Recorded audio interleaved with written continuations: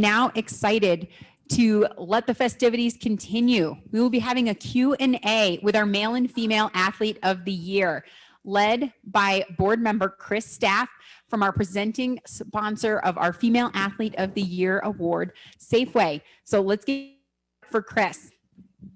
Thank you, Megan. And thank you for joining us today. What an incredible presentation. I've got to say, I'm kind of a rookie. This is my first panel discussion that's socially distant and kind of virtual. So thanks for going on this journey with me. So I'm here today with David and Mackenzie, Female and Male Athlete of the Year. And this is a big deal. I mean, are you guys pretty excited, pretty pumped up? This is a big deal. Yeah, I'm excited. It is awesome. Yeah, same. So Mackenzie, I'm going to start with you.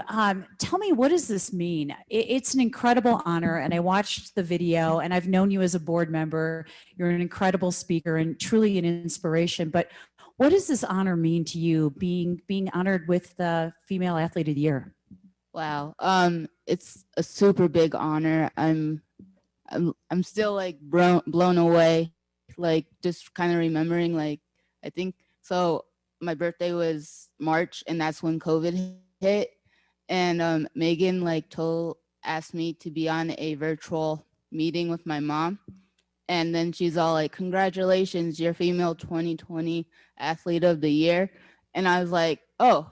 And then I was like, oh, okay. And I just started screaming and like saying, yes, let's go. And I don't remember all of that. I mean, I don't remember after that because I was like in shock. And then just knowing that, wow, I made it and this is what I wanted to be one day. And yeah, I'm just super grateful for that. That's pretty awesome, because you're going to take over the world. I heard that in your video. I mean, I'm trying to. That's good. David, tell me a little bit about what you thought. I mean, this is such an honor. How did you feel and what was your reaction?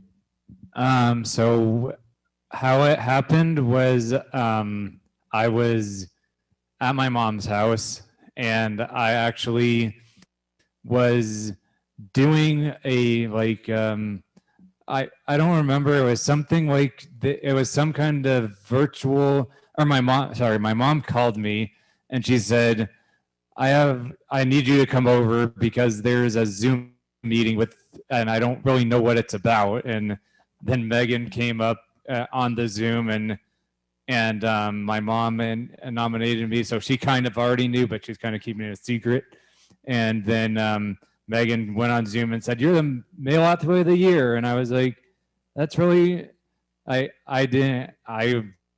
kind of was like Mackenzie. I was like, "That's really cool," but then I was like, "Oh, that I'm the Male Athlete of the Year, and that's like I'm doing an awesome. Keep doing what I'm doing, basically, because I was thinking about it today, I guess, is that I'm like wondering what I should do after this because I'm Male Athlete of the Year. Then I was Employee of the Month for the Rockies before the year before that. And I was like, but then I think, well, I'll just do all the exercises I do and just be socially friendly with everybody that I never knew athlete-wise before. So 2020 has not been a bad year for you. It's been okay, right? It has been an okay year. So you were surprised. That's awesome, and congratulations on being the Employee of the Year. That's the month. That's pretty cool. Thank you. So this has been a tough year with COVID and everything being virtual. I mean, Zoom is now an everyday term, right? And we're doing, FaceTime, and it's changed a lot. David, tell me a little bit about how some of the virtual programming through Special Olympics has helped you. Just give me some examples. Okay, so how it's helped me is there's like the Special Olympics does a really great thing of incorporating like bingo and trivia on Tuesdays and Thursdays, and sometimes the Broncos come on to the bingo. And like Dalton Reisner is the board of the Broncos of Special Olympics, and also Justin Simmons, he's on there sometimes, and he invites his friends, and it gets you to be involved with sports. And they tell you like we're no different than you guys. We're all in this together. They were saying like we can. it's kind of weird not having fans right now at Broncos, but they're getting used to it because they understand it has to be family first, um, especially during these times, and especially if they have little kids or anything like that. So you really never knew who was going to be on some of these virtual events, right? It was kind of a surprise. Yeah, the Special Olympics actually like says Broncos are coming on, but then they didn't say who the Broncos were. That's pretty cool. Mackenzie, what about you? Have there been any programs specifically that have helped? I mean, this has just been such an unusual year. So to be honest, I didn't really like the fact that we had to start virtually because I kind of like being by people, but not all the time. What I would say is like, I'm super proud of the Special Olympics staff for keeping all of the athletes involved during this time. Because like they can drop off, and not like want to do any of that stuff. And I'm an introvert too, so this kind of was a blessing in disguise, just staying at home and all of that stuff.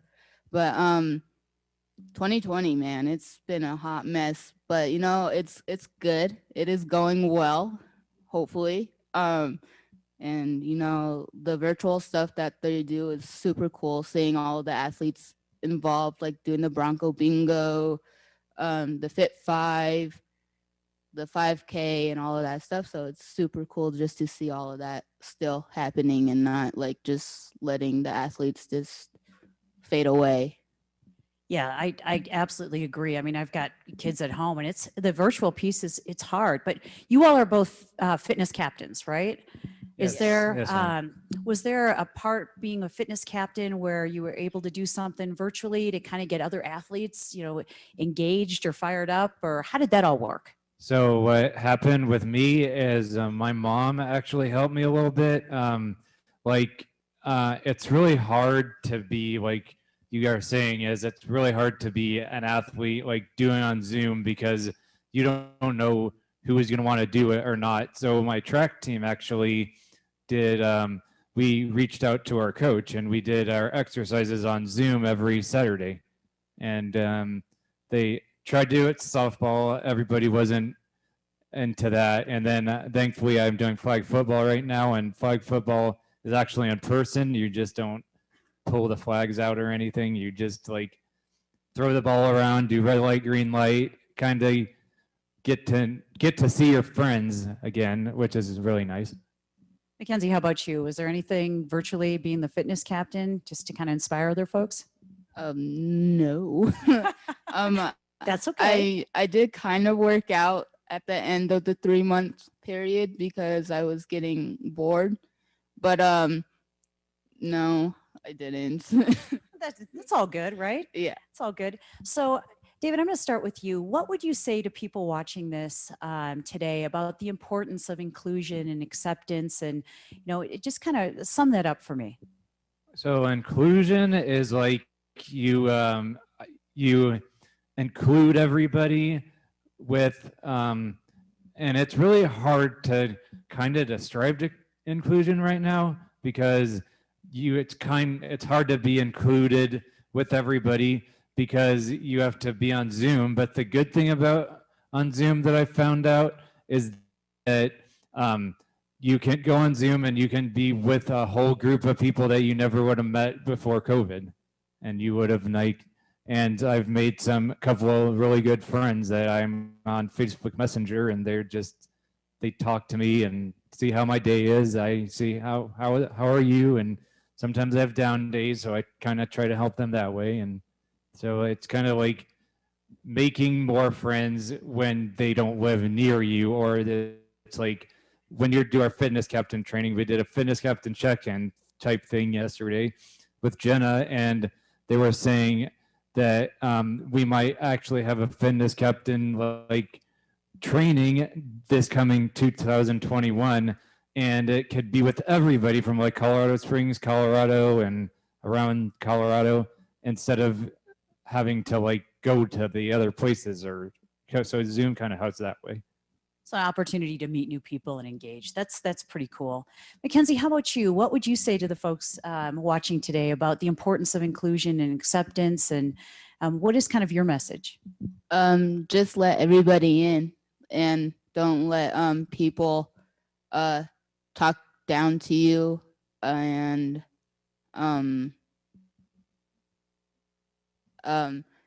just include everybody in like what you're doing, and not, yeah. No, I absolutely agree. And I think we heard some really good messages today. Megan talked about kindness. She talked about compassion. You are both incredible speakers and just incredible leaders within Special Olympics Colorado. I'm very honored to be able to sit and ask you some questions.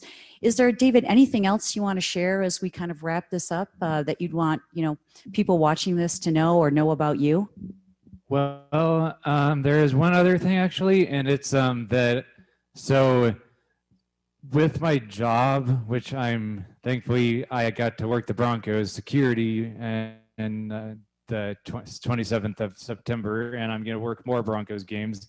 So they're allowing fans so I can do security a little bit, but the athletes get to know you and your coworkers get to know you, and you can tell them about Special Olympics, and you're